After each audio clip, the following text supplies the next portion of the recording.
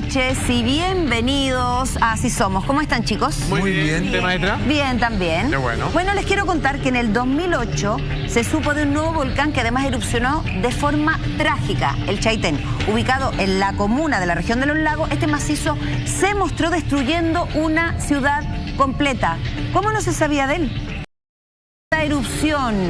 Efectivamente, ¿cómo fue la sucesión de hechos? Que nadie pudo prever que esto iba a ocurrir. Todo eso y mucho más de la mano de los chicos. Bueno, ¿por qué no se supo? Porque esa erupción fue la primera vez que este volcán, el volcán Chaitén, entró en erupción. Teniendo 9.000 años de vida, o sea, para decir, hace 9.000 años se creó, la naturaleza lo conformó, jamás, de los jamases, había entrado en violenta erupción como lo hizo aquel 2 de mayo. Del año 2008. Tenemos un titular para partir este tema que hoy día recordamos, sin lugar a duda, uno de los desastres volcánicos más grandes que ha tenido que afrontar nuestro país. Dice así, señor director. A más de 10 años de la erupción, la reconstrucción de Chaitén sigue adelante. Esto es un temazo porque pese al nivel de devastación que este macizo dejó, hasta el día de hoy hay personas que están laborando, trabajando con proyectos afines para volver a reconstruir lo que alguna vez fue el poblado de centenares de personas. ¿Cómo se preguntarán ustedes si prácticamente quedó demostrado que corre en sus vidas tremendo peligro si este volcán volviese a entrar en erupción? Yo creo que las imágenes que, ojo, en ese año, mira lo que voy a decir, ganaron al Premio Fotográfico Internacional. Es que mírala, por favor. O sea, bello, impresionante. infernal, terrible al mismo tiempo. Como se ve, fue una de las segundas erupciones que tuvo este volcán en menos de 10 días y donde entró en una especie de tempestad personal producto de todos los materiales que comenzó a arrojar desde el interior de la tierra y con todos estos relámpagos. Salfate, dijiste una cosa, Francisco Negroni, por si acaso era el fotógrafo. Autor del fotógrafo. Dijiste una cosa que me llamó mucho la atención. Dice que a 11 años de este hecho están tratando de volver a reconstruirse en la misma zona donde estaban. Sí, la gente volvió. O sea, estamos hablando de personas que en su momento incluso se negaban a abandonar el lugar. Yo no lo puedo entender, digamos, por cierto apego a lo que tú consideras tu hogar, tu tierra. Estaban tus animales, que es un tema aparte, con la tremenda cantidad de pérdidas de vidas de animales que hubo ahí. O sea, si esto vuelve a ocurrir, no sabemos si se puede volver a contar con la eficiencia de evacuación que hubo en el 2008. Puede que personas pierdan la vida. Pero restricciones gubernamentales, perdona Carla, restricciones gubernamentales no existen para que de nuevo no vuelva a ocurrir Se están quedando callados. Alguien está haciendo la vista gorda porque como que es impopular no permitir a la gente que ha demostrado en un acto heroico, que para mí es irreprochable, bueno, es su decisión de vida, pero que es peligroso, bueno, ya no hay no es una hipótesis, es un hecho. Pero es que ¿sabéis qué es lo que pasa? Yo creo que primero que yo no considero que sea un acto heroico, es un acto suicida, es un acto irresponsable. Yo creo que, yo creo que acá hay un tema que es súper importante, que Carla nos puede explicar mucho más, que es el tema obviamente de los apegos a los objetos materiales, digamos, a la materialidad. Pero también yo creo que hay un tema de educación mínima y también de criterio. O sea, en definitiva, también es darle a una sociedad, a un poblado, alternativas reales, posibles de construir su vida como la tenían en Chaitén. Es un temazo eso. Porque eso es muy potente. Es un temazo. La Carla quería decir algo justamente sobre ese tema. Claro, que yo creo que por un lado está la parte individual de qué es lo que le pasa a cada persona que toma una decisión así que a uno le parece totalmente descabellada. El otro día, de hecho, lo veíamos en la luz. Las personas que volvían a su casa y decían, no, pero ya no va a volver a pasar. ¿Por qué? ¿Cuándo? ¿Cómo? Ya, ahí hay un tema de autoengaño, de negación potente. Esa luz que hablamos, es probable que este año estén, la otra vez hablamos con un experto. Las condiciones. Es probable que pueda volver a ocurrir y no sabemos bien cuáles son las consecuencias. Ya, es potente el tema del autoengaño, del autosabotaje, de la negación, que puede tener que ver obviamente con lo del arraigo, de que las personas les cuesta mucho soltar y se apegan, y obviamente lo primero que quieren después de una pesadilla como esta, de haber tenido que dejar su casa, es volver. Eso ya es el sueño máximo, es como que se te muera alguien y tener la posibilidad de que reviva. Pero por otro lado también están los intereses creados a nivel de autoridades, porque tengo entendido que había una orden de relocalización de los pobladores de Chaitén que después se dio de baja. Qué buen punto. Sí, no la tomaron. Súper buen punto. La explicación detrás de una orden que se anula, no me ¿Cachai? queda No más hay que alternativas. tenga que ver con los intereses Exactamente. Tenés toda la razón. de la alta esfera. Entonces, Exacto, hay una es un responsabilidad tema doble. gubernamental, digamos las cosas como son. Ahora, para que ustedes entiendan, aquí se exponen estas personas que hoy día han regresado y que otras que están por volver en este proyecto de reconstrucción de los que vivían a las faldas o en las cercanías, ¿cierto?, de este volcán. Atención, así quedó cuando finalmente decantan las cenizas hirviendo que este volcán arrojó por aproximadamente unos 20 días. Atención, mira. Ok, eso es. Uy. Así quedó. Oye, es brutal, la imagen es... O sea, eso, mira, eso es ceniza. Eran 20 centímetros de ceniza en todos Mira, lados. pero mira esa imagen, por favor, es como que estuviera... No, a ver, pero guarde la es una proporción, explosión como que, claro, es... Nagasaki, Hiroshima. Exactamente. Pero perdóname, ¿es posible recuperar, más allá de las pérdidas arquitectónicas, los hogares de muchas personas y todo lo que se encontraba en Chaitén, la tierra? Buena pregunta. Había un proyecto que era de eliminación y recogimiento de la ceniza, que se votó el proyecto. Hasta lo que yo entiendo, ha sido la propia gente que ha barrido su metro cuadrado tratando de recuperar esas tierras, porque obviamente la volvió completamente estéril. Y no me expliques cómo, pero la gente ha podido volver a logrado. estar ahí. Ya, pero o sea, ¿te que das es considerado cuenta? un milagro, pero con ciertos grados de imprudencia. Pero es que, Juan Andrés, tú te das cuenta que lo que dice Carla es súper importante, porque en definitiva es que no te den alternativas, pues, Eva. No te dan ninguna alternativa. Entonces, desde ese punto de vista, es como, imagínate, te quitan tu casa, ya, una tragedia, y resulta que la única alternativa que tú puedes volver de reconstruir es en el mismo lugar donde ocurrió la tragedia. Claro. Y cuando te dan la alternativa, después te la quitan, te la borran. O sea, realmente Pero necesitáis ¿no establecer... supone que algo- corrieron la ciudad de No, Chaitén? pues, viejo. No, eso es lo que yo decía recién de la orden de relocalización, que era como a 10 Exacto. kilómetros. Alejarla, tengo entendido. claro. Claro. Y la gente tampoco quería. Y ahí va lo que dices tú también de los Que es el- apegos. O sea, pero es un cruce. Es un cruce. La autoridad bajó esta orden y por otro lado las personas reclamaron porque querían volver a vivir acá. Y ahora tengo Sí. entendido que se están armando ya planes de construcción donde estaba la Qué ARC, gravísimo, pasó todo ¿eh? el flujo piroclástico de Chaitén. Imagínate, lo van a hacer ahí mismo, tampoco respetas la Y naturaleza. ahí te quiero hacer una pregunta específicamente a ti, Carla. Efectivamente, el apego es súper duro. Y volver a tu hogar es un bien mayor para todos. Pero Claro. justamente Salfate estaban contando que ellos mismos hicieron un trabajo mancomunado de retirar la ceniza. Claro. Ellos mismos están A pulso viendo lo el hicieron. daño que hizo. ¿No les hace eso un clic de decir, sabes que nosotros queremos vivir aquí, esta es nuestra tierra y tenemos apego, pero estamos recogiendo cientos de kilos de Ay, qué buen ceniza, punto. tenemos las casas... Claro. Ven la embarrada ahí. En ese proceso uno no va tomándole el peso del riesgo que corre volviendo a edificar ahí. Es que ahí tú ves el tremendo potencial que tiene el autoengaño. Es como estarte destruyendo con alcohol, con drogas, qué sé yo, y seguir, y tú sabes que es así. Claro. Y Está quizás lleno de fuiste al mierda y doctor y te decís igual. dijeron, tenías este problema en el hígado, estás con cirrosis, y sigues por un tema de adicción, y la adicción lamentablemente es muy parecida al apego. E incluso genera también secuelas químicas. Bueno, Cuando incluso tú la tienes pareja, po. apego a un lugar físico, también hay algo de adicción ahí. Entonces Claro. es muy difícil que alguien sea tan Claro. realista que Aquí- sea 100% Aquí es racional. cuando en su uno decisión. dice que realmente el hombre es un animal de costumbre y Que esto tropieza parece dos rebasar veces, tres veces, absolutamente 10 todo lo veces demás. por la misma piedra. Ahora, para que ustedes tengan entendido, y ojo con el siguiente registro que vamos a mostrar, pero cronología de esto. Algunos dicen fue intempestuoso, fue sin previo aviso. Más o menos, porque la primera erupción fue el 2 de mayo, pero anteriormente, el 30 de abril del año 2008, comenzó un enjambre sísmico. Comenzó a temblar de manera desmedida y como nunca antes en la región, y todo estaba vinculado con el volcán. Estos sismos, estos temblores venían acompañados de ruidos subterráneos que hoy día quiero compartir con todos ustedes.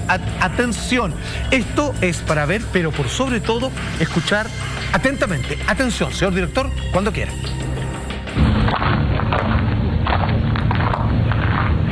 ¿Qué pasa? ¿Cuánto suena el volcán? Mira?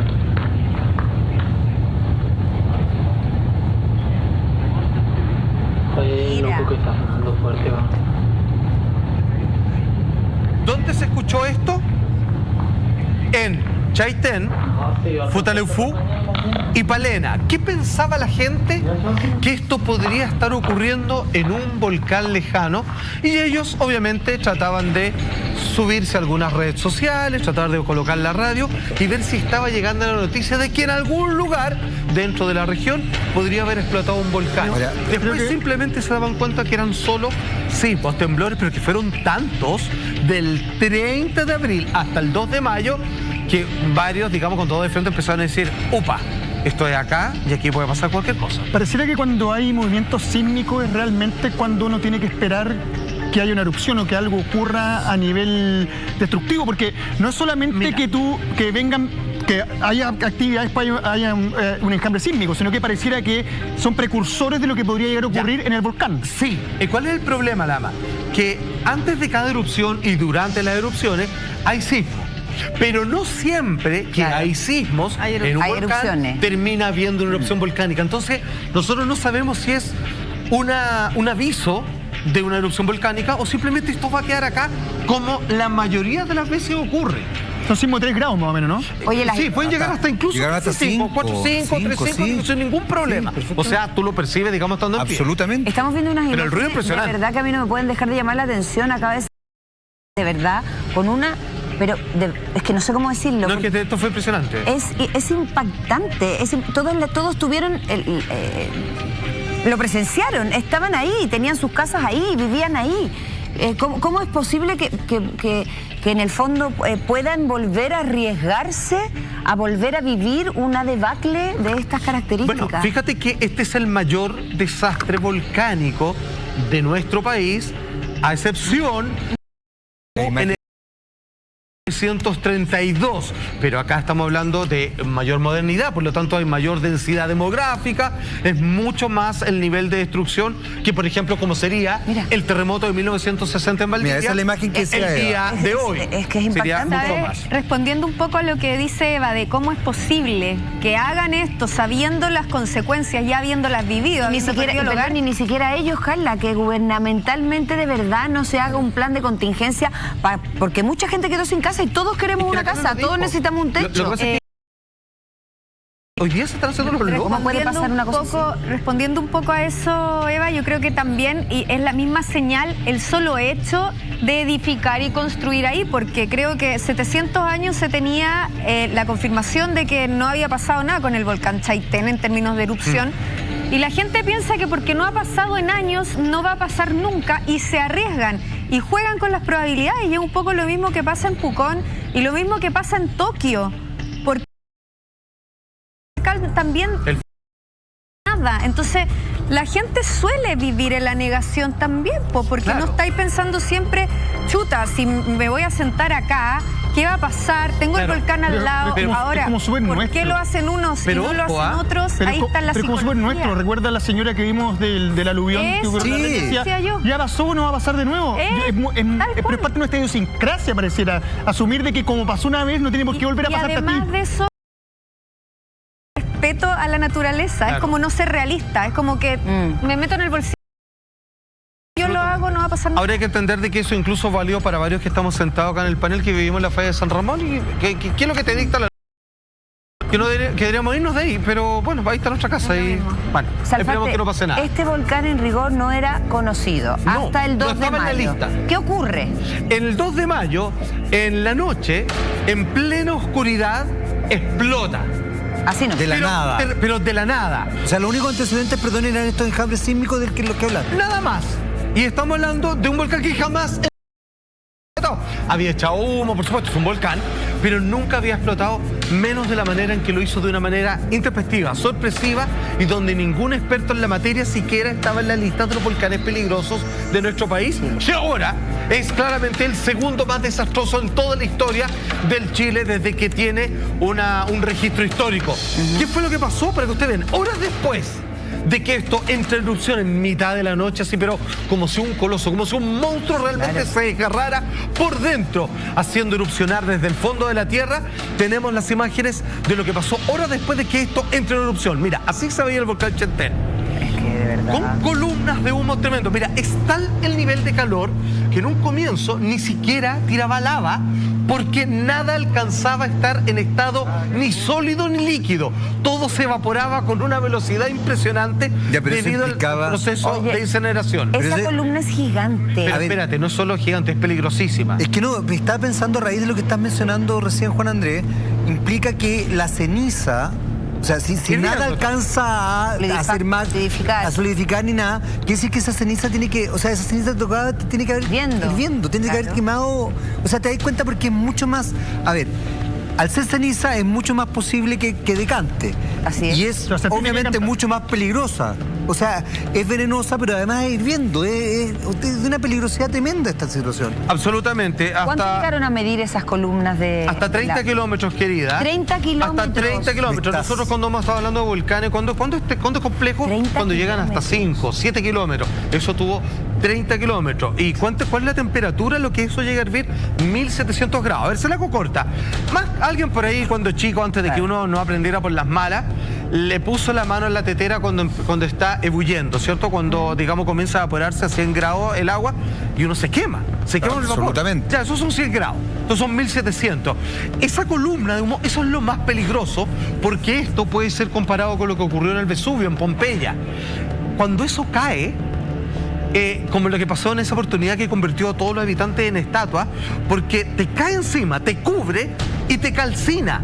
¿Te calcina a qué punto? De que la resistencia de tu cuerpo, tu biología, le genera una forma a la ceniza, que es tu propia forma, como en escultura, pero por dentro te desintegras, porque el cuerpo no aguanta esa temperatura, te deshaces. O sea, si yo rompo, digamos, esas estatuas que se generaron con vida humana, están vacías porque tú quedaste completamente desintegrado por dentro, pocos restos de hueso, restos óseos nomás quedan. No, yo pensé que era un mito. Es peligroso. Lo de las estatuas de Pompeya, pensé que era un mito y es real. No, es real, quedaron así en un segundo. ¿Eso tiene que ver, Salfa, con la forma de la erupción del volcán? Excelente. ¿El magma, cómo se eleva o puede pasar en cualquier situación? Exacto, pliniana es el nombre, en donde, como te digo, está en el nivel de calor y dado los componentes que este volcán está arrojando, que todo es pura humareda, es un magma que está evaporado. Claro, entonces, la temperatura tan alta. Como es un humo tan pesado, es tan denso, en algún momento cae, y cuando cae arrasa con todo,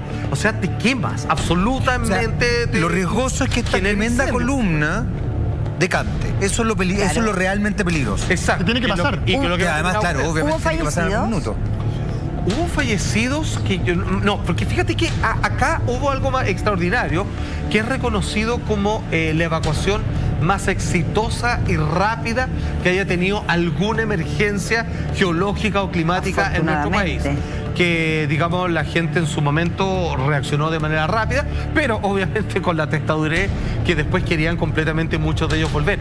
Ahora se entiende, algunos querían ir a rescatar a sus animales, no solamente su ganado, que era su sustento, mascotas, que bueno, ellos también... Sus bienes, siempre uno tiene la esperanza que algo va a quedar, sus bienes personales. Poco nada iba a quedar, como ustedes vieron en las imágenes, eso se transformó en algo completamente inhabitable. Es que, imagínate, eso, los verdes... Parecen trincheras de guerra.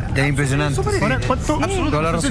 Se tenía el dato, pero anteriormente hablabas de que la gente cuando escuchaba rugir el volcán no pensaban que era mucho más lejos. ¿Cuántos kilómetros en la redonda podría haber abarcado toda la explosión volcánica que estamos viendo anteriormente? ¿La explosión? ¿Solamente Chaitén? Mira, la explosión volcánica finalmente terminó en la apertura de 2 cráteres que finalmente sumó un diámetro de casi 1 kilómetro. O sea, el cráter de los hoyos que se generaron producto de la explosión medía 800 metros, que es un montón, digamos. Un montón. Es tremendamente grande. Ahora, ¿qué es lo preocupante? Que esta humareda que sale terminó traspasando la cordillera y la verdad que puso en problema a Mendoza, a Buenos Aires y llegó a la Argentina. O sea, obviamente hubo una suspensión absoluta de todo lo que obviamente, imagínate 30 metros. Claro, o sea, 30 kilómetros, perdón, imagínate en proyección el diámetro. Por eso, abarcó mucho más que Chaitén, o sea, otras zonas, digamos. Ahora, por ejemplo, para que ustedes entiendan, tenemos el relato de una habitante de Chaitén, Juan Santana, perdón, un habitante, que él nos cuenta lo siguiente, de cómo lo vivían en el momento de que esto sucedía, y ellos tenían que tomar la decisión, obviamente, más difícil de toda su existencia, que era abandonar, hacer caso a las autoridades, entender si es que podían volver alguna vez a vivir ahí.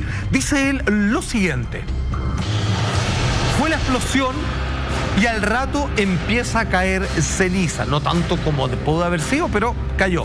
Y la gente desesperada. Para el lado sur, a la carretera austral, no podíamos arrancar porque estaba cayendo ceniza caliente. Para el lado norte no teníamos ningún bote. Quedaron atrapados. En gran parte atrapados. Y el viento fue el que mandaba acá la situación para dónde se dirigían estas cenizas que donde cayeran iban a arrasar con todo. Los animales, la agricultura y por supuesto, ojo, no es que uno se pueda quedar a contemplar este espectáculo dantesco derechamente porque podía ser tremendamente dañado. Además, intoxicadísimo. Atendiendo a lo que tú acabas de contar, a esta declaración, digamos, de Juan, de esta persona que vive en Chaitén, con mayor razón uno se da cuenta que efectivamente la evacuación fue muy rápida y muy bien hecha. Claro. Porque fíjate que no tenían por dónde escapar y sin embargo lograron evacuarlos a todos. Entiendo que solamente una persona falleció pero en el trayecto, no producto de esto. Muy bien. Exactamente. Un problema logístico. Exacto. Estamos viendo las fotografías que son bastante impactantes y muchas se ven rayos, como si hubiera una tormenta eléctrica. ¿Eso es provocado por la misma explosión volcánica? Claro, porque los elementos con los que va lanzando esa humareda del volcán termina generando con la atmósfera, así como se genera una tormenta eléctrica, productos que ionizan el aire. Y eso finalmente se termina convirtiendo en una tempestad, que es algo muy loco, porque donde está la mayor cantidad de concentración de estos elementos, es una tempestad que solo abarca dentro del diámetro de la base del volcán, no a lo largo de toda la humareda, y se ve, y como tiene químico, está llena de colores, así como son nubes moradas con amarilla. O sea, claro, desde la distancia y con el paso del tiempo se ve hasta bello, impresionante, pero eso es, digamos, el heraldo de la muerte, es algo terrible. Y hablabas además de que se juntaron dos cráteres. Claro. Con lo cual la potencia se duplica en todos los sentidos. Claro, porque tiene mayor tiraje. Claro. Entonces, digamos, la columna de humo, muy bien Eva, termina siendo más ancha y finalmente tiene una mayor potencia hacia arriba. Y finalmente ahí donde terminó en 30 kilómetros. Ojo, en la primera explosión casi llegó a los 20 kilómetros, que ya claramente el Estado de Chile se dio cuenta que estaban en una emergencia que no sabían hasta cuánto iba a durar. Pero para que ustedes entiendan, la primera erupción que parte en la noche, finalmente termina arrojando su humareda durante las próximas 24 horas y ahí se calma. Y ahí dicen, bueno, ¿qué pasó? ¿Hasta dónde llegaron estas cenizas incandescentes que caen? Hasta Futaleufú principalmente. Registro de ese sector en particular, en donde se concentraron 20 centímetros de ceniza. 20 centímetros. Ahí está el volcán. Está negrosito. Ahí están los más mirando. Mira. No. Viejo. Imagínate, además lo tóxico para respirar, lo tóxico. Está oscuro además. Sí, tenía gran Claro, cantidad de el aire yo creo que tiene un montón de partículas en suspensión. Exacto. Muy bien. Quitándolas del suelo y lo tóxico respirar ese aire. ¿Para qué hablar, por supuesto, de los cultivos? ¿Para qué hablar de los animales de ganado? Claro, del ganado. O sea, es una pérdida en todo sentido. En todas las áreas, Eva, correctamente, muy bien dicho. Y debo decir también, insisto, la sacamos barato en términos humanos. O sea, esto podría ser aún peor. Y hubo poco que lamentar en términos de vida, digamos. Absolutamente, o sea, fue terrible. Tú mencionabas el olor a azufre. Lo destaco porque monstruoso. Efectivamente, probablemente cuando usted está en su casa, obviamente nosotros tampoco sentimos el olor, pero debe haber sido mucho más potente. El olor a azufre es un olor muy penetrante, muy fuerte, claro. Y es hediondo, no es grato bajo ningún punto de vista. Entonces, imagínate, es muy tóxico, no es agradable. Claro. O sea, yo me imagino para la gente que vivió esto, que efectivamente estableció esta situación, que la vivió completamente, tiene que haber sido una situación muy traumática desde todo punto de vista. Para no olvidarlo en ningún sentido, ¿no? Fíjate que hasta en el olor, yo creo que uno se queda claro, con se queda con exacto, tienes toda como con una memoria olfativa. Y cultural también, Carles, como del infierno. Claro. Así como que lo azufre, como el del diablo mismo. Una memoria emotiva que te reconecta con el momento traumático y doloroso, y además que tengo entendido que esta nube viajó hasta Argentina. O sea, no solamente es como que se queden en el terreno en el que ocurrió el suceso, sino que tienen la potencialidad y la posibilidad de viajar varios kilómetros y en ese camino van contaminando todo a su paso. Entonces, a ver, es un hay hartas más consecuencias de la... Es un monstruo. Y arrasa todo a su paso, no deja vida. A ver, el azufre no deja nada como... Nada. No permite la vida, efectivamente. ¿Cuántos días dura esto? Eso duró casi un día. Todo esto fue en un día. Ya, pero es que aquí está el problema. A ver. La gente está viendo esta imagen. Cresta, ¿qué hacemos? A limpiar, nos reencontramos, están todos bien, ¿sí? ¿Qué dicen las autoridades? No, que vayan a ver qué pasó con esto, digamos, oye, pero no nos dejan pasar. Claro, es que no saben si esto puede volver a ocurrir. Ya, pero está calmado. Pasan 24 horas, pasan 48 horas, ya vamos a ir, aunque no nos dejen. Ahí la gente empieza a encontrar, digamos, a sus animales, vacas, ovejas, se encuentran con su perro, digamos, que se había extraviado. Hay imágenes terribles y otras completamente emotivas de reencuentro con sus animales. ¿Ok? Y empiezan a volver de a poco y la autoridad así como que baja la guardia y dice, oigan, no vuelvan todavía, pero no es que estén llevándose a la gente detenida ni regresándole. Pasan 4 días. ¿Ya? Y esta vez en la mañana, cerca de las 8 de la mañana, estamos en el 6 de mayo, viene la erupción más fuerte. ¿Más fuerte que esta? Más fuerte que la primera. Espérate, Aquí ¿lo que hemos visto ahora es la primera erupción? Es la primera. Es cuando despierta esto con un volcán con 9000 años de vida, que jamás en su vida ha hecho erupción, y se pega un destape como lo que estabas viendo. Pero esto no era nada. Esto era el preámbulo de la verdadera explosión que ocurrió el 6 de mayo. Todas estas imágenes que hemos visto con rayos y cosas es la primera. Esa es la segunda. Es exactamente la segunda. Ahora es cuando viene. Ahora sí, 30 kilómetros de columna, y ahora fue el espectáculo dantesco que finalmente quedó grabado en la memoria a fuego y que dio la vuelta al mundo, obviamente con todas estas explosiones y tempestades que se aglutinaban alrededor del volcán Chaitén. Atención, esto uno lo podía ver claramente desde Puerto Montt sin ningún problema, y este es más o menos el panorama cuando se despiertan en la madrugada del 6 de mayo, 4 días después de la primera explosión, aún más fuerte, con un rugido aún más estruendoso y con un espectáculo, valga la redundancia, aún más dantesco. Atención, Puerto Montt. Son las 9 de la mañana del martes 6 de mayo y de nuevo comenzó a hacer erupción el volcán Chaitén. Acá vemos que arriba está todo nublado y la nube de cenizas comienza recién acá. No te puedo. Claro, ahí estamos viendo dónde llegaba la nube, digamos. O sea, la marea, la fumarola, que Me llama la atención que lo que casi 11 años después de lo que pasa en Chaitén no genere dentro de la autoridad o de las mismas personas que viven cerca de un volcán, Pucón, Osorno, etcétera, cuestionarse el hecho de querer abandonar la ciudad o cambiarse de lugar. Me parece, por lo menos a nivel personal, si yo estuviera a las faldas de un volcán, lo primero que haría después de ver este tipo de situaciones es darme cuenta que no es el lugar propicio para hacer la vida y que no te queda otra posiblemente que partir más allá que sea la casa que haya sido de tu abuelo, de tu padre, pero y yo que creo tenga que alguna historia familiar. La historia familiar la puedes construir en cualquier otro lugar si es que tienes las ganas. Estoy de acuerdo, pero yo fíjate que ahí creo, y retomo un poco lo que plantea Juan Andrés hace un rato, o sea, lo que pasa con la falla San Ramón, lo que pasa con la falla de San Andrés en California, lo que pasa con otras personas que han habitado cerca de volcanes. Yo creo que hay una suerte de irresponsabilidad. El año pasado tuvimos 6 volcanes que estuvieron en constante monitoreo durante todo el año.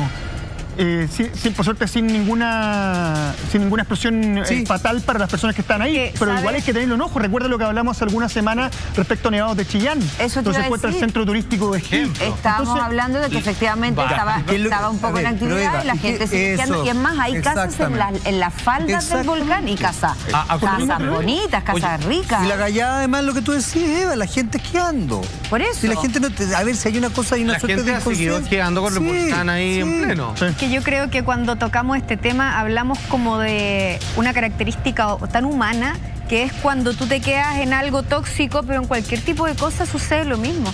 Y uno juzga fácil, dice, no sé, ¿por qué esta persona se queda con esa pareja tóxica y no se va? Si es obvio que le hace daño, si es obvio que le pega. Carla, acá te juegas la vida. Acá te juegas la vida tuya, y una persona que golpean también se juega la vida. O con drogas duras, o personas que están metidas en el alcoholismo, o personas que comen cosas que les hacen daño. Quizás esto es más claro verlo. Mira las imágenes que estamos viendo. Habla Y el entorno completo Pero va a habla cambiar. del autoengaño en sí mismo. Además va a cambiar tu entorno completo, porque si hay una erupción, no solamente va a ser tú, sino que tu vecino y el vecino de tu vecino. Tus hijos. Y tus hijos y toda la comunidad se va a ver afectada. familia. Pero la Carla no deja tener razón en el tema de la negación, fíjate. Yo creo que hay ¿El una tema fuerte de, negación. perdón? De la negación. Creo que hay una fuerte negación ahí en esa dinámica. Insisto, yo creo que es amor a lo de uno, amor a lo propio.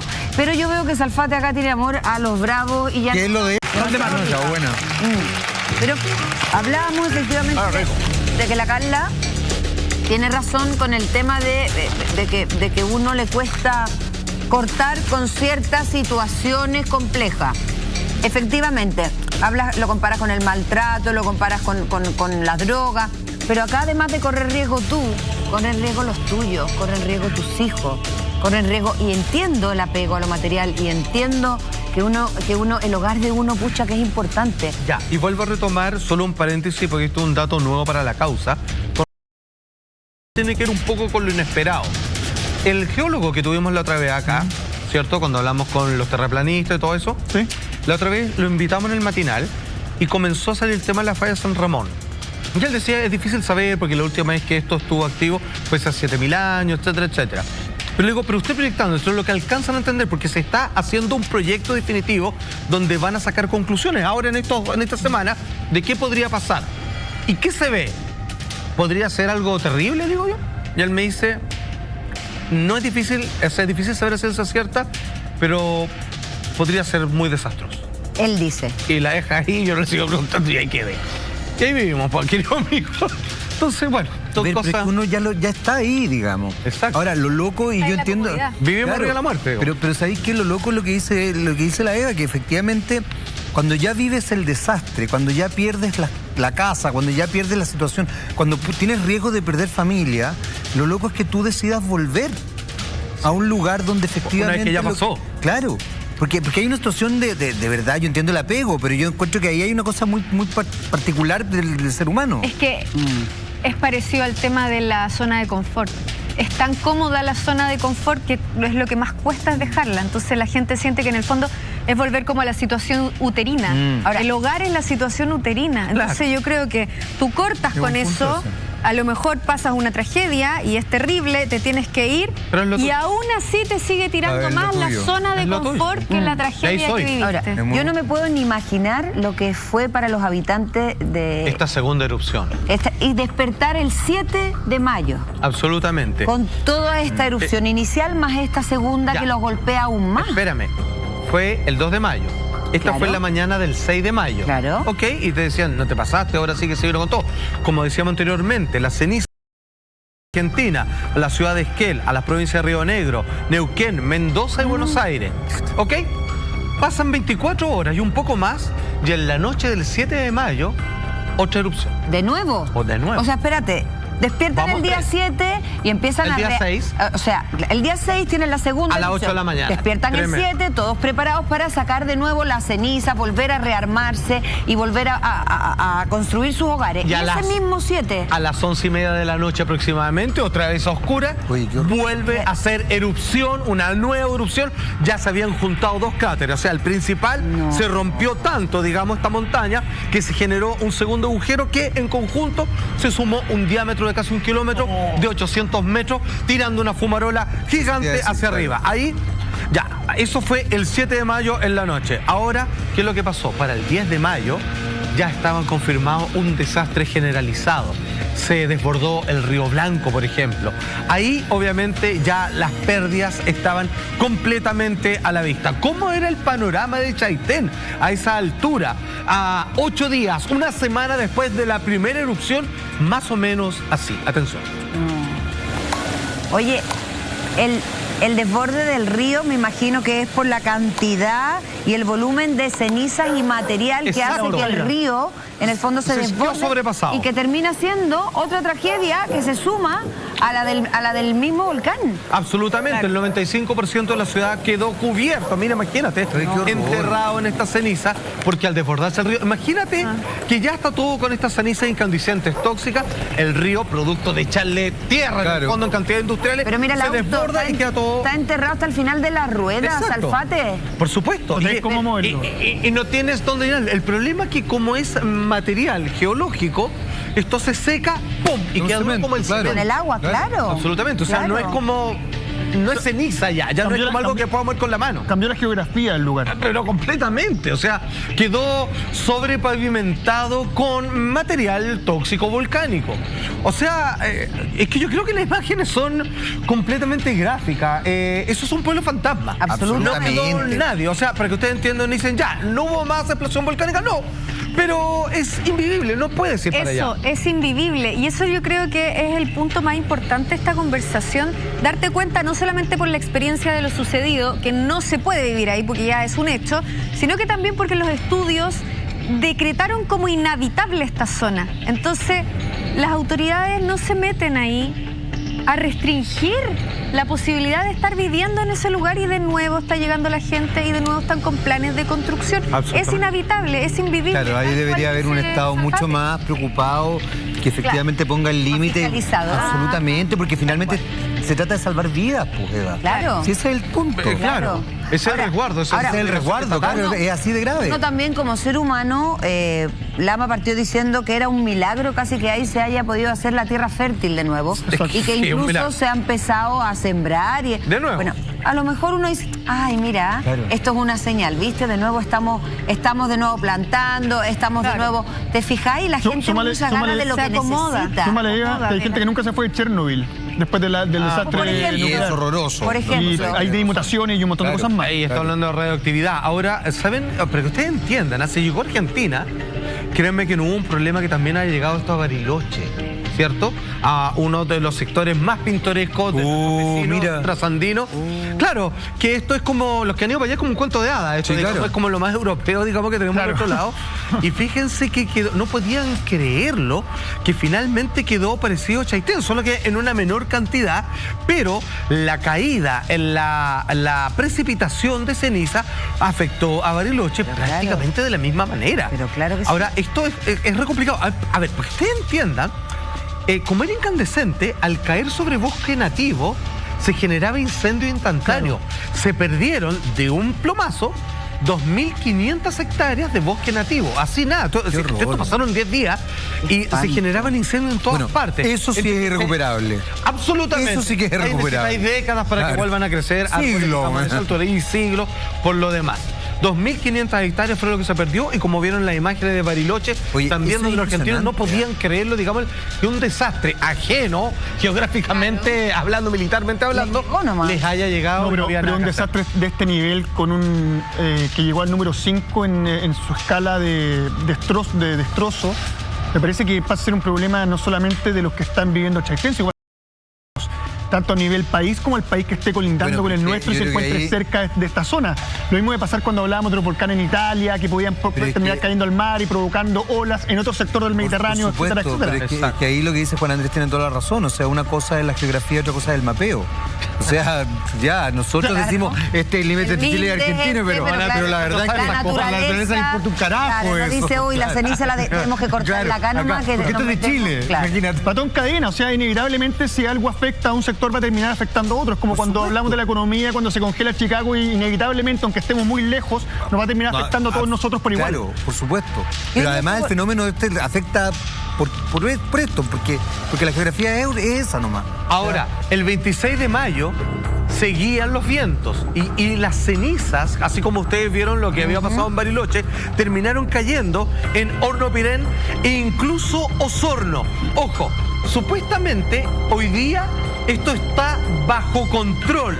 Sin embargo, aquí hubo un cambio absolutamente de la ideología de cómo enfrentamos los volcanes en nuestro país, porque somos el segundo país, esto lo sabían, somos el país más sísmico y somos el segundo país con volcanes más peligrosos de todo el mundo. Ay, qué rico saberlo ahora. Ya, atención, ¿cómo se vive actualmente ahí? ¿Cuáles son las consecuencias y cuáles son los riesgos que hoy en día amenaza este volcán? Ya te los cuento. Prácticamente no lo conocíamos y entró en erupción, en este tipo de erupción que además es peculiar, con esta ferocidad tan impresionante. ¿En qué número quedó de los volcanes más peligrosos? Hay algunos que no conocemos que también podrían erupcionar, Buena por pregunta. ejemplo, y sabes que hoy día yo creo que todos estamos un poco con el corazón partido por lo que se ha vivido con la catedral de Notre Dame.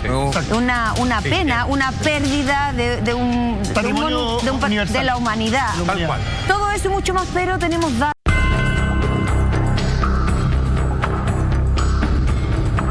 Y seguimos, por supuesto, aquí en Así Somos y nos trasladamos al año 2008 para graficarles la catástrofe que se vivió a propósito de las erupciones, que fueron varias, Exacto. de Chaitén.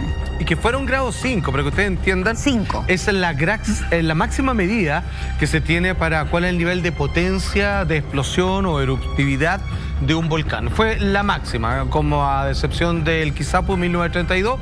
Este es el volcán más monstruosamente explosivo que haya ocurrido de que tenemos registro en nuestro país. Ahora, como decía, Chile, después de Indonesia, es el segundo país con mayor cantidad de volcanes activos. Son prácticamente 40, que en cualquier momento pueden estallar. Ahora, ¿es peligroso realmente si en 9.000 años nunca había hecho erupción, siendo que lo hizo de esta manera el Chaitén? Sí, tremendamente peligroso, y es lo que nos dice esta experta. Atención. Ahí leemos lo que dice María Isabel Fernández, geólogo de la Universidad Nacional de la Patagonia. Este volcán, el Chaitén, se encuentra en una región denominada borde continental activo, Ya. donde existen movimientos entre dos placas tectónicas. Así se originan enormes fricciones, generando por lo mismo el magma que se eleva hacia niveles superiores. Vale decir, estamos en un lugar donde está el apretón de la pasta de dientes para que finalmente sea propicio para una erupción. O sea, el volcán Chaitén es tremendamente peligroso y está en un lugar donde en cualquier momento puede volver a ocurrir, y cada vez que lo haga va a ser con una intensidad tremenda. E incluso por su ubicación se podría decir que uno podría predecir que va a erupcionar más seguido que otros volcanes porque está justo en la unión de las dos placas tectónicas. Exactamente, está geográficamente ubicado en un lugar muy problemático para que un volcán sea excesivamente peligroso en relación a los demás que tiran magma y todos los demás, pero que no está en este punto, digamos, de choque de placas subterráneas, que es mucho más fuerte en este punto geográfico. Más a nuestro favor la conversación que hemos tenido justamente de la reubicación en una zona que además es altamente de riesgo de que esto vuelva a ocurrir. Y la gente vuelve y hay proyectos en donde hay apoyos, y yo creo que el Estado está haciendo la vista gorda, no puede contra la población, y espero que esto, si va a ocurrir de nuevo, sean próximos otros 9.000 años más. Hoy esperemos que no, claro. O esperemos que nunca. Esperemos que no. Bueno, y nos vamos a Europa, puntualmente Francia, París.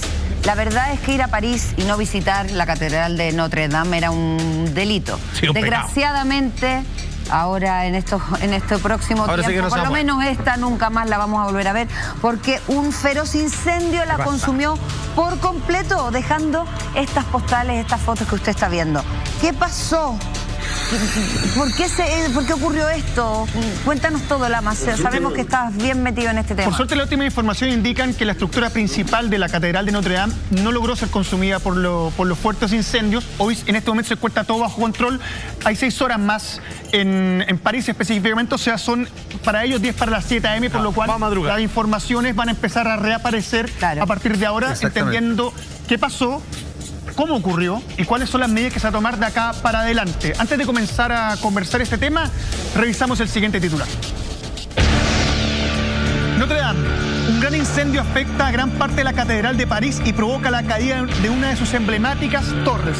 Había comenzado el trabajo de reestructuración, de restauración de este patrimonio de la UNESCO, que no es la primera vez que se realiza este tipo de trabajo. Alguien había dicho por ahí, creo que el año pasado, que si no se comenzaban rápido estos trabajos, posiblemente gran parte de la estructura se podía venir abajo.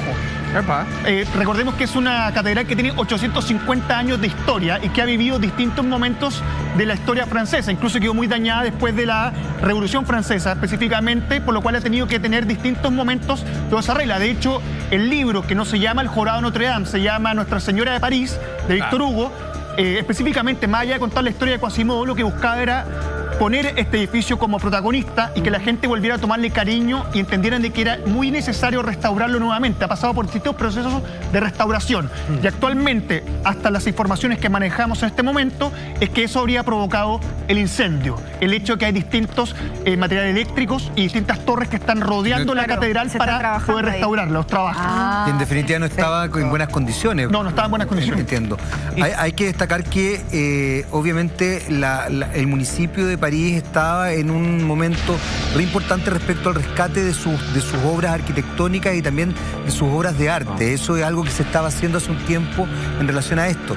Ahora, Notre Dame, tú lo acabas de mencionar, no es cualquier catedral. No, para nada. Notre Dame se emplaza en el punto cero de Francia y de París. Claro, que se llama de hecho, está ahí exactamente. Y la isla que queda en el Sena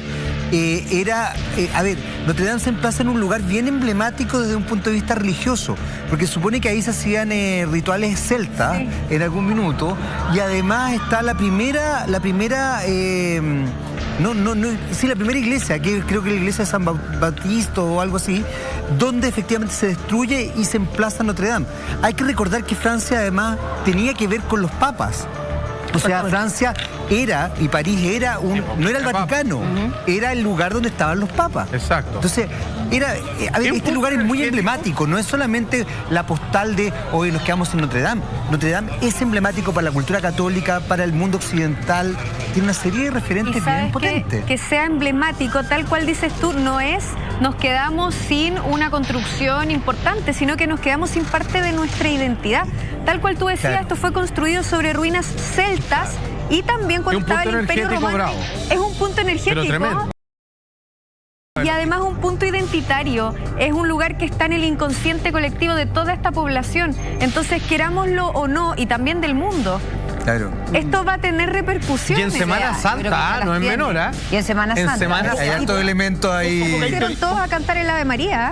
Ojo que hay teorías, incluso algunas voces disidentes que ya están hablando que posiblemente no haya sido casual esto, sino que haya sido intencionado. Pero ya vamos a llegar a ese punto de la conversación. Porque durante todo el día se estuvieron mostrando las imágenes de Notre Dame, el verdadero infierno que se vivía dentro de la catedral, y muchos hablaban de los tesoros que hay dentro de este lugar. Sí, esculturas, pinturas, reliquias, pero nadie ha dicho en específico qué cosas estaban en peligro ahí. Y eso es lo que queremos comentar en este momento en Así Somos. Para eso revisamos el siguiente titular. La corona de espinas de Jesús y la túnica de San Luis sobreviven al incendio. Wow.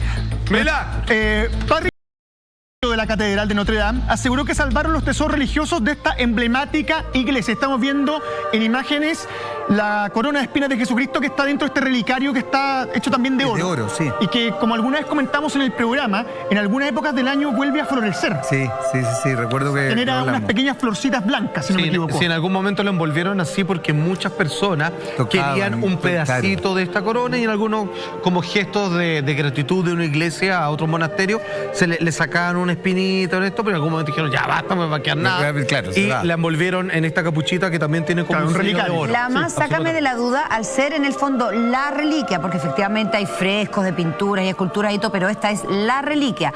¿Tú crees que hay alguien como encargado de la seguridad de esta reliquia que frente a cualquier situación que viva esta catedral tiene la misión de salvar la corona de espinas? Sin duda, o sea, piensa, hay una comitiva que se dedica específicamente al Ministerio de Cultura de Notre Dame, porque esto no solamente es parte de la religión, sino que también es parte del valor cultural que tiene la ciudad. Entonces, como estaban haciendo estos trabajos de remodelación, gran parte de los frescos, gran parte de la escultura, gran parte de muchos elementos que estaban dentro de la catedral fueron removidos para evitar que se vieran dañados en base a la construcción que se estaba realizando. Específicamente con esto, fue tomado y fue logrado ser rescatado cuando comenzó, después de que comienzan este tipo de problemas que estuvimos viendo en la tarde de hoy día.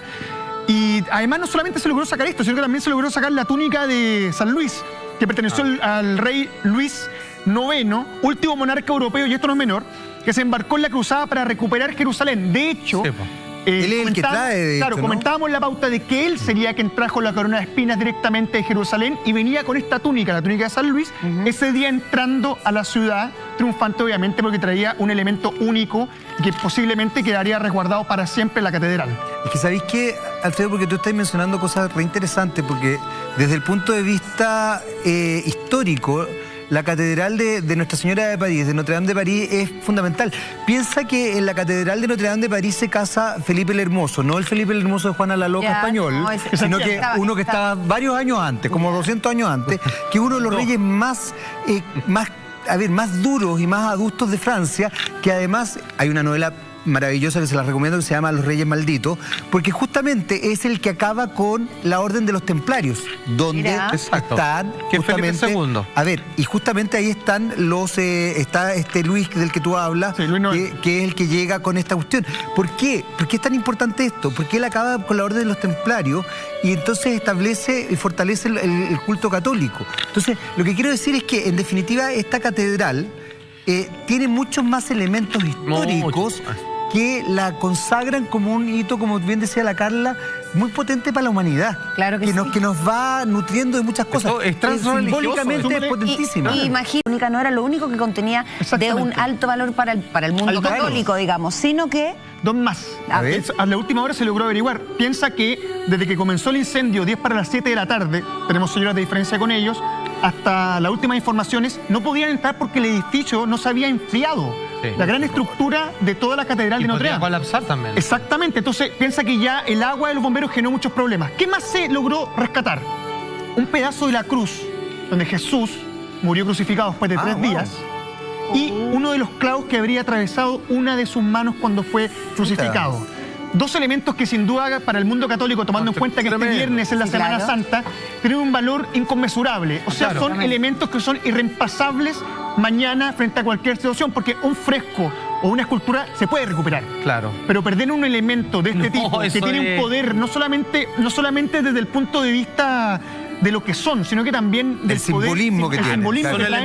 Son elementos los cuales cuando la gente los ve, de la fe, se arrodilla y les tiende a dar cierta adoración. Y eso les da un poder mucho mayor que el que nosotros podemos llegar a pensar. Lo más cerca que puede estar de Jesús es al lado de alguna de esas reliquias. Exacto, maestro. Igual que Salfate le da adoración a esto que nos comparte todas las noches. Era que no. Mira, es como una contradicción, porque efectivamente esta catedral necesitaba ser restaurada, como a lo largo de su historia lo ha necesitado, y justamente a raíz de esta restauración es que ocurre este incendio. Claro, esas son las primeras informaciones que hay. Es raro porque te podrías poner a pensar en el caso de Barcelona, donde está la Sagrada Familia, que tiene el mismo nivel de torres metálicas alrededor, porque la están terminando, sería terminar creo unos 4 años más, 3 años más. No han ocurrido este tipo de cosas. Yo no sé si tendrá que ver directamente con el cuidado que deben haber desde el punto de vista de los que están restaurando el lugar, o simplemente una falla humana que por culpa de un problema eléctrico finalmente conlleva a esta destrucción. Piensa que hasta para nosotros ya mañana, o sea, en un par de horas más, no vamos a conocer las primeras informaciones cuando ya puedan entrar al edificio y saber perfectamente qué ocurrió. Bombero estaba bastante descontrolado porque veía que no lograban llegar al epicentro del incendio, tomando en cuenta que tenían que tener mucho cuidado con las mangueras y con el agua, porque cada chorro de agua terminaba destruyendo algo importante este lugar. Porque erosiona, además, no quisieron ocupar helicópteros que pueden ir soltando agua, porque había una toma aérea donde se lograba ver dónde estaban los focos más potentes y finalmente no lograban llegar ahí. De hecho, Salfate dio una información en la pauta camino que me llamó poderosamente la atención, y era que el agua había logrado casi romper más cosas y más pérdidas por culpa del agua que por culpa del fuego. Absolutamente. De hecho, se hizo una consulta a expertos en restauración del arte, así como también con respecto a aquellas personas que tienen que ver con problemas de incendio generados en lugares históricos, y la conclusión era definitiva. El agua en esta oportunidad era para ellos de alta complejidad porque estaba destruyendo más cosas que el fuego mismo, y así fue, y ese balance lo van a tener que hacer eso es lo delicado de controlar este tipo de cosas en este tipo de lugares que son históricos y que tú tienes que tener un cuidado tremendo, porque en el fondo lo que tú estás protegiendo para apagar el fuego tuvieron que destruir más la iglesia. O sea, finalmente cuando veía el tremendo bombero entrar con hacha y empiezan a botar puertas, aquí no se puede, aquí no se puede, hay que destruir. O sea, de hecho la imagen de la aguja quemándose que estamos viendo ahí, a mí me duele el alma. A mí también cuando se viene abajo, es tremendo. Ya vamos a llegar a ese punto, no se me ya Vamos. Quiero que cerremos el tema de las reliquias, porque Sí. como se imaginarán, muchos de los franceses que estaban afuera de la catedral, cantando, pidiendo por resguardar todos estos tesoros de la humanidad que se encuentran ahí. Pues bien, el ministro de Cultura y la arquidiócesis de la catedral publicaron unas fotografías donde se ve a personal de estos mismos lugares salvando y sacando del lugar muchos tesoros, como decíamos, frescos, esculturas. Ahí estamos viendo específicamente la fotografía que se viralizó en horas de la tarde para la tranquilidad de los parisinos y la tranquilidad, de todo el planeta católico que está pensando en lo que pasó. Piensa que además están, por suerte, muchas muy resguardadas por esta restauración. Ahora el problema, a la hora que ocurre distinto, posiblemente perdemos todo, maestro. Ahora la lata es que no son pocas cosas. No, para nada. O sea, yo creo que aquí no te están contando todo. Yo creo que así como salvaron cosas de altísimo valor cultural, religioso, metafísico, lo que tú quieras, deben haberse perdido una cantidad de cosas que en el balance va a arrojar, pero tremendo. Un horror así de pérdida ¿sabes cultural. qué? Yo no dejé de tener una fantasía conspirativa respecto a este incendio. Primero, a ver, piensa que de alguna manera, justamente por el simbolismo que tiene de París, la Catedral de Notre Dame, ha generado muchas controversias. De hecho, durante la Revolución Francesa, uno de los hitos que se quiso destruir fue justamente Notre Dame. Obvio. Hoy día, la verdad es que el pueblo francés está súper efervescente. ¿Sabéis que igual algo me pasa con el tema? Hay un problema religioso. Las fechas que ¿Tú no te lo crees que haya sido de verdad un accidente? 100% no me convence, fíjate, Eva, de verdad. 100% no me Pero convence. es una explicación cerrada ya. No, lo que te decía anteriormente. Es una recién van a posibilidad. lograr entrar al edificio, a lo que quedó del inmueble, Para empezar a entender, qué ocurrió. claro. Pero ok. ya hay voces como la idea que da Jaime, disidentes que tienen una opinión completamente distinta a lo que ha querido entregar la autoridad en un principio. Para eso revisamos el siguiente titular. A ver. Dice, una serie de ataques a iglesias en Francia siembra dudas sobre el incendio de provocado o accidental. Digo, bueno, ese dato parece obviamente recalcar lo que estaba exponiendo Jaime. O sea, estamos en una semana que es de absoluta importancia trascendental para el mundo cristiano y están echando abajo un ícono cultural que es un estandarte, es una de las bases físicas palpables de este credo. Y si ese titular, como tú bien acabas de leer, esto viene a partir de una seguidilla de ataques a iglesias en Francia y que termina coronándose, digamos, con la más importante de todas. Y que tiene algo en común. Son ataques incendiarios.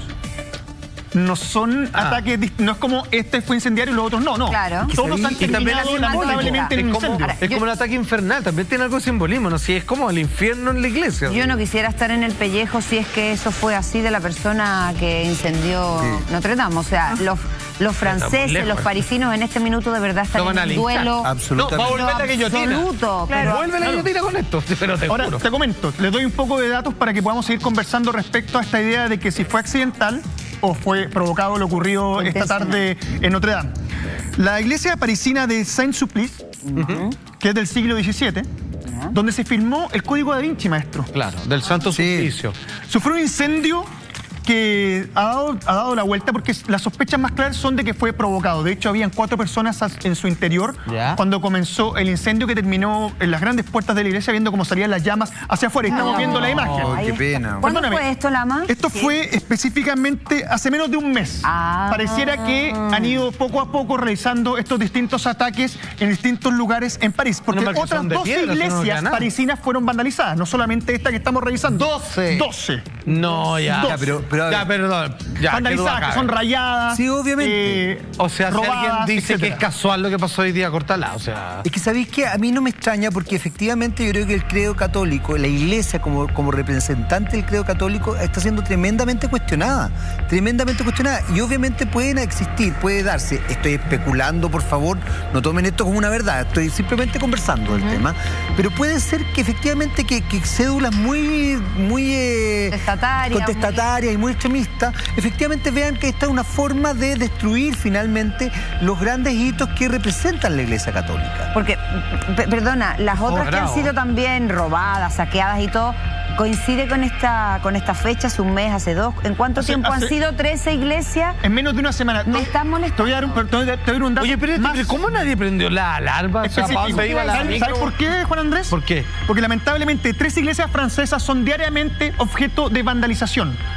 O sea, todos los días, semanalmente, 3 iglesias en distintos lugares de París, de las que hemos nombrado, son vandalizadas. Entonces te estáis dando cuenta que es un ataque constante. No es un hecho aislado lo que ha ocurrido en estas 12 iglesias vandalizadas. Ahí la teoría tuya de Jaime toma sentido. Y sin duda va directamente a querer atacar a la Iglesia Católica. No tiene otro sentido. Eso a mí me da pena, porque yo digo, ¿qué culpa tiene la gente de fe? Una cosa es la religión. Ya, quería atacar a la Iglesia Católica por las cosas que han pasado, no soy nadie para estar juzgando a las personas que están en contra de esto, está perfecto, cada uno con su opinión. Pero también hay mucha gente que son personas de fe y que no necesariamente pertenecen a la parte oscura de la religión y atacan la catedral, o sea, igual es... No corresponde. Carla, y son lugares de culto que se han convertido en patrimonios de la humanidad. O sea, todos perdemos con este incendio. Absolutamente, pero también son muy... Es que yo creo que eso es lo que muchas veces no se entiende. Lo que tú acabas de decir, que es historia.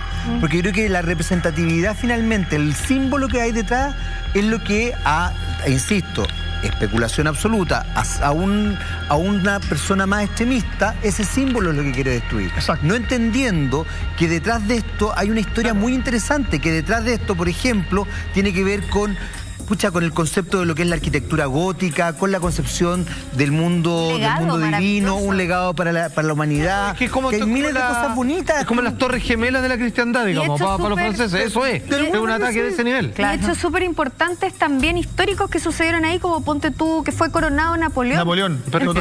Juana de Arco. ¿Te fijáis que se transgrede? Se transgrede la historia propia, finalmente. Qué pena, la verdad es que uno ve esas imágenes, a mí de verdad que no, se a mí aprieta la guata. Yo creo que si quieren transgredir la fe, los mismos líderes de la iglesia la están transgrediendo ellos mismos. Así que yo creo que no era necesario realizar un acto vandálico. Si es que fue así, de este tipo. Como te decía, mañana, cuando tengamos las primeras noticias de los diarios parisinos, vamos a poder enterarnos realmente si fue un acto vandálico o finalmente un accidente lo que provocó el terrible incendio en la catedral de Notre Dame. Pero cuando tú mencionas, por ejemplo, el incendio de del Santo Suplicio, efectivamente ahí hay un acto vandálico. Sí, sin duda. Y San Suplice también tiene un significado importante, también tiene una connotación, no solamente por el Código Da Vinci, sino que tiene una connotación de verdad importante dentro de lo que es la historia de la religión. Entonces, a ver, de alguna forma, aunque sea incluso una casualidad una lamentable casualidad, hay actos vandálicos que refuerzan esta idea. 12 iglesias en 3 semanas. Este acto vandálico, como bien dice Carla, insisto, si ellos lo han enfocado con respecto al catolicismo, está muy errado. Tú sabes que hoy día se reunieron, pero cientos y miles de personas a rezar, a llorar alrededor de la catedral para que, por favor, parara el incendio, para que no terminara todo en cenizas. Cuando vieron caer la aguja, que tú dices que ahora vamos a hablar de eso. Vamos a revisar el video. Revisemos el video de la caída de la aguja, que fue de los más impactantes que se pudieron ver en el día. Acá está la gente cantando, la gente que se agolpó ahí a rezar, a entregar una oración respecto a lo que estaba ocurriendo en Notre Dame. Para muchos, obviamente, un objeto de veneración y de fe. Escuchemos un poco.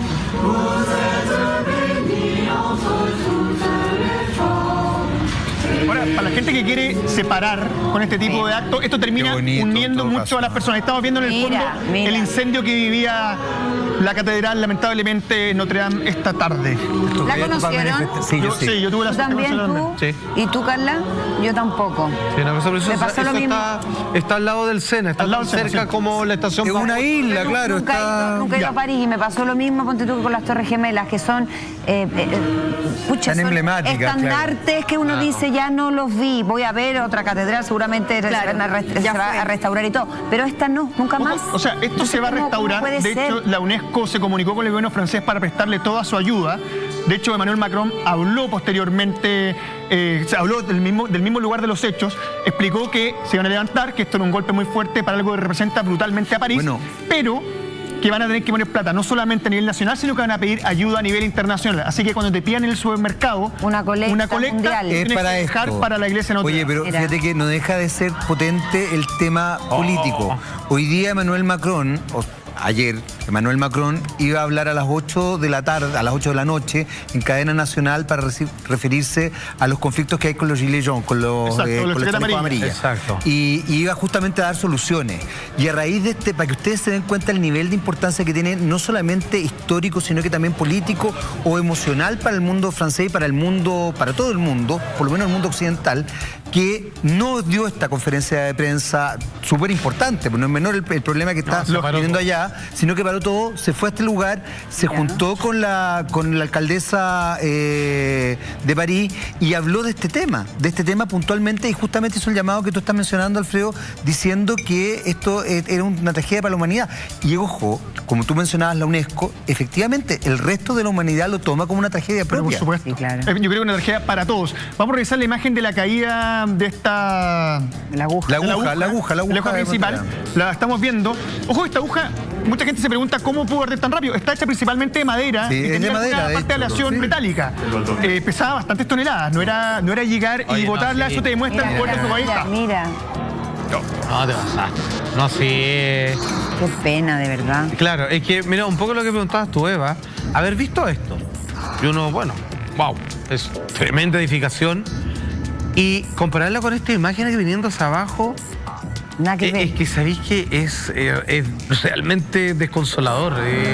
O sea, es muy terrible. mucha gente, insisto, y lo comparo con las Torres Gemelas, aunque las razones fueron distintas, hablaba si se callaron o sea, que puede quedar en pie. O sea, somos todos absolutamente pequeños y nimios comparados con... Yo creo que un poco pasa con esto. Si una imagen como esta, con el contenido que tiene, con la historia que tiene, que uno la puede como sentir, se ve así, de minimizada, impresionante. de débil con el creció, fuego, o sea... Y queda esa sensación de se pudrió todo ya. Sí, es como ya... Piensa en el órgano que había dentro de la Catedral de Notre Dame. Es bastante grande con estas salidas de bronce con aire. Eso no lo movieron, eso no lo corrieron para poder hacer la imposible, es una estructura enorme. Entonces, finalmente, nos enteraremos cuando logre entrar al edificio, al inmueble, si está bien, si logró ser salvado, o si finalmente nadie más lo va a poder volver a ver. Los baños reales, ahí los vamos a saber mañana. Y lo que usted... Y participe, gana $1 millón en nuestro concurso Abril Lucas 1000.